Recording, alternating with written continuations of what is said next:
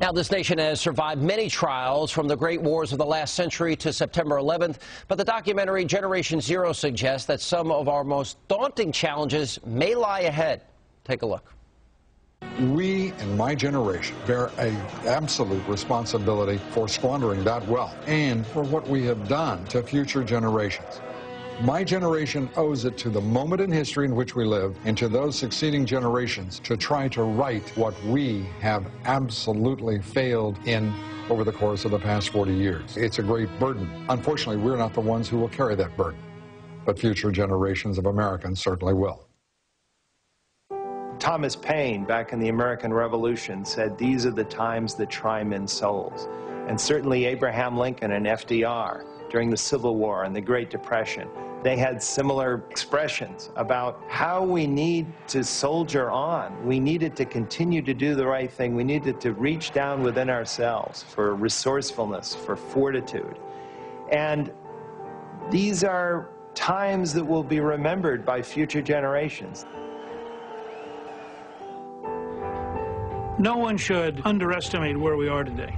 We're either going to be a secular, socialist, European-style, government-dominated country with slow economic growth and dramatically more power in our politicians, or we're going to fundamentally shift to basic American values: the work ethic, entrepreneurship, decentralization, local government, volunteerism, all the things that have for 400 years made us so dramatically different than Europe and so much more productive than anybody else on the planet. It becomes a time of testing, of adversity, and it becomes a time, too, when the best qualities of every generation comes to the surface and becomes very important in steering history in a good direction. Each season has a vital function. America, usually during fourth turnings, they solve huge problems, but more importantly, fourth turnings are necessary for the evolution of civilization. There has to be a period when we get rid of what's old, particularly what's old institutionally. We make the ground fresh again for the young. The question of what that new order will be is up to us and to the younger generations, and it always will be. And we are back now with the producers of that film, Dave Bossie and Steve Bannon. This is our last block. And we were just talking in the break about what it would really take to get America's fiscal house in order. It would take some dramatic changes. It would take a change in attitude, change in the culture. You think it can happen? It has to happen. For us to continue as this great nation, it has to happen. I believe it will happen. It takes politicians with courage. It takes politicians with conviction.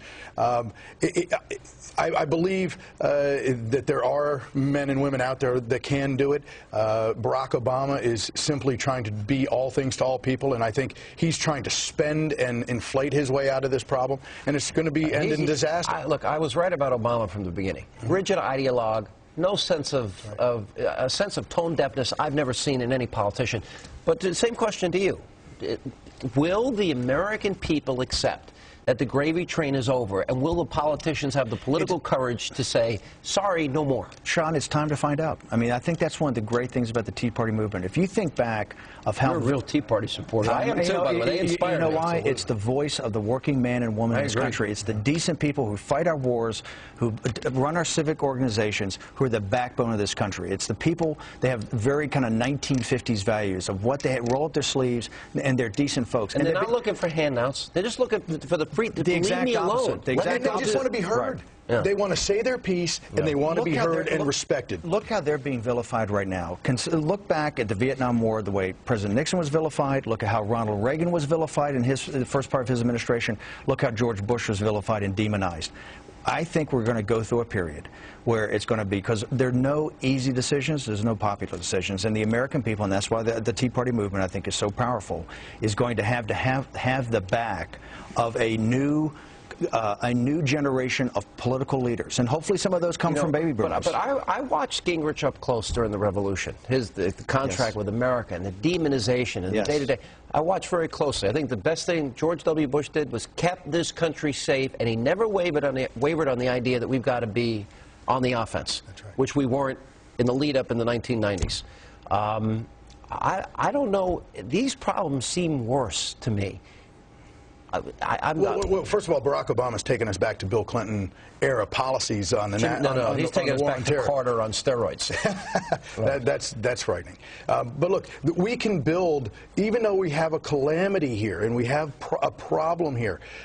You know, we have built on the ashes before. After the Great Depression, after World War II, we can do it again. This country can do it. We are the greatest country in the world, and we can do it. But we do have a time frame. We can't continue to put. I think the day of reckoning is coming, because I think so much of our debt's now owned by China and the Gulf Emirates and Russia, that the day of accounting is coming. And the further we go down this road without making these fundamental changes, the smaller the playing field, the fewer our options. We've always had a country that's had a lot of different alternatives, a lot of options. You're going to start to see that narrowed down, and so that's why I think these next few years are critically important. I think it's got to start with, there's two models. The contract worked, Reagan worked, Reagan inspired people, he changed the world. Economically, he made the world a safer place. Those would be my two models. Oh, look, I think, well, first of all, this film is a wake-up call. I think it will really inspire people if they watch it.